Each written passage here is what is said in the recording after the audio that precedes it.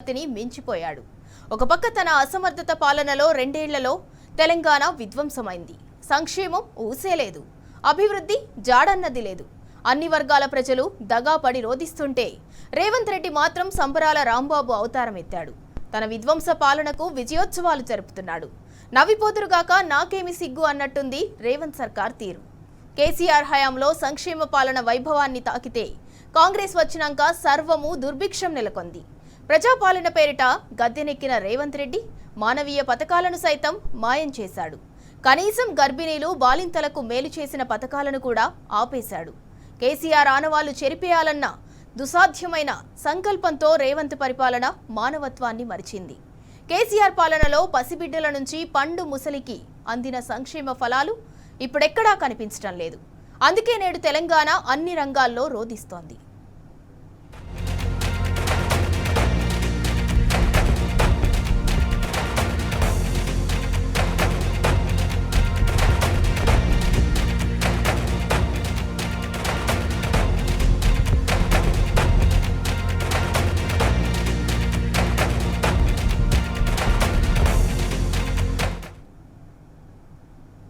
విధ్వంస పాలనకు రెండేళ్లు నిండుతుంటే తెలంగాణ సమాజం యావత్తు గోసపడుతుంటే కాంగ్రెస్ మాత్రం నిస్సిగ్గుగా విజయోత్సవాలు జరుపుతోంది. రేవంత్ సర్కార్ తీరుపై తెలంగాణ ప్రజలు మండిపడుతున్నారు. అలవిగాని హామీలతో తమను మోసం చేశారని ప్రజలు అసహనంతో రగిలిపోతున్నారు. నిత్యం ధర్నాలు నిరసనలతో తెలంగాణ అట్టుడుకుతోంది. ఒకవైపు బలహీన వర్గాల ప్రజలు భూముల కోసం పోరాడుతున్నారు. మరోవైపు సర్కార్ మాత్రం మానవ హక్కులను హరిస్తూ బుల్డోజర్ పాలనను కొనసాగిస్తోంది. 6 గ్యారంటీలో ఒక్కటంటే ఒక్కటి కూడా సంపూర్ణంగా అమలు చేయలేదు. కానీ ఆత్మస్తుతి పరనింద చేస్తూ రేవంత్ రెడ్డి పబ్బం గడుపుకుంటున్నారు.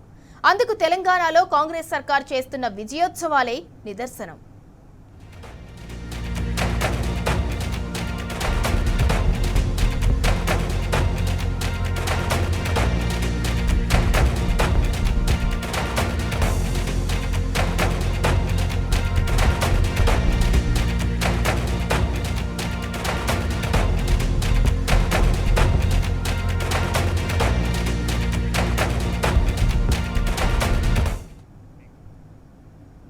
ఏడాది కాంగ్రెస్ సర్కార్ పాలనపై యావత్ తెలంగాణ మరలబడుతోంది.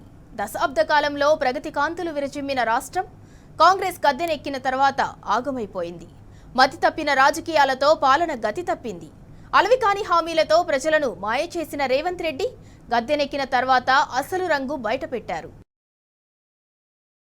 అభివృద్ధికి పాతరేశారు. నిరుపేదల చదువుకు భవిత లేకుండా పోయింది. సాగు సంక్షోభంలో పడింది. ప్రగతి ప్రమాదంలో కూరుకుపోయింది. ఇందిరమ్మ రాజ్యం అంటే నిర్బంధమని బోధపడింది. సమస్యలు పట్టించుకునే నాదుడు లేడు. రెండేళ్ల కాంగ్రెస్ పాలనలో తెలంగాణ ప్రజలు నరక యాతన పడుతున్నారు. కాంగ్రెస్ విధ్వంసానికి తెలంగాణ విలవిల్లాడుతుంటే ఒకవైపు రేవంత్ సర్కార్ మాత్రం విజయోత్సవాల సంబరాల్లో మునిగి తేలుతుంది.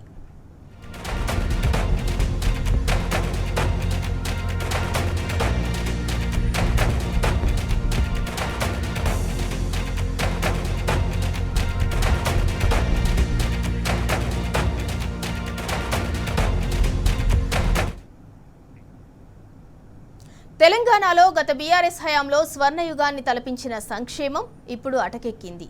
ఎన్నికలకు ముందు 6 గ్యారంటీలు 420 హామీలు ఇచ్చిన కాంగ్రెస్ అధికారం చేపట్టాక హామీలు అమలు చేయటంలో చేతులెత్తేసింది. అమ్మఒడి పథకం అటకెక్కింది. కేసీఆర్ కిట్లు మాయమైపోయాయి. న్యూట్రిషన్ కిట్ల ముచ్చటే లేదు. ఆసరా పెన్షన్లు పెరగక అవ్వా. చేనేత రంగంలో సంక్షేమ పథకాలన్నీ నిలిపివేసింది. రాష్ట్రంలో మళ్లీ చేనేత కార్మికులు రైతుల ఆత్మహత్యలు పెరిగిపోయాయి. కళ్యాణ లక్ష్మి షాదీ ముబారక్ పథకాల ముచ్చటే లేదు. కులవృత్తులకు ఆసరాగా నిలిచిన పథకాలన్నీ కాంగ్రెస్ ప్రభుత్వం నిలిపివేసింది. ప్రజాపాలన పేరుతో ప్రగల్భాలు పలికి ఇప్పుడు ప్రజలకు నరకం చూపిస్తోంది. అలవికాని హామీలు మాయమాటలు చెప్పి అధికారం దక్కించుకున్న కాంగ్రెస్ ప్రజలను తడిగుడ్డతో గొంతు కోసింది.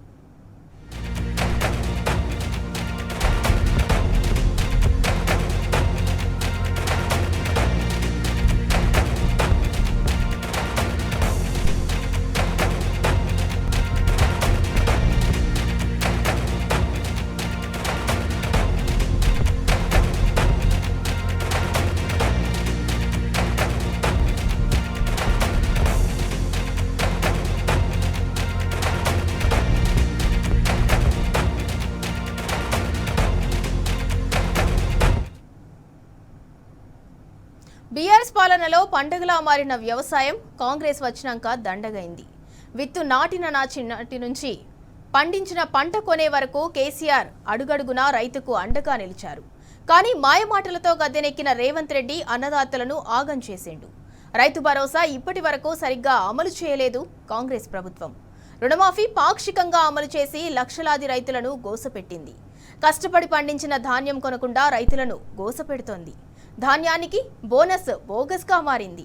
సాగునీరు, కరెంటు కష్టాలతో రైతులు గోసపడుతున్నారు. 10 ఏళ్ల తర్వాత రైతులు రోడ్డెక్కి నిరసనలు చేసే పరిస్థితి దాపురించింది. తెలంగాణలో మళ్లీ రైతు ఆత్మహత్యల కాలం దాపురించింది. చేతభారమై, బతుకు దుర్భరమై అన్నదాతలు బలవన్మరణానికి పాల్పడుతున్నారు. తాజాగా ఖమ్మం జిల్లా నేలకొండపల్లిలో రైతు బానోతు వీరన్న ఆత్మహత్య ఘటనే అందుకు నిదర్శనం.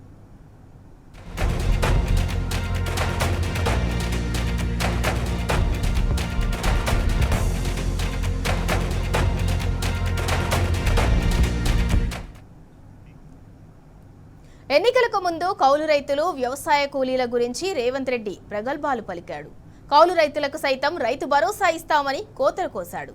రేవంత్ మాటలు నమ్మినందుకు కౌలు రైతులకు దక్కిన ఫలితమేంటో ఓసారి చూద్దాం.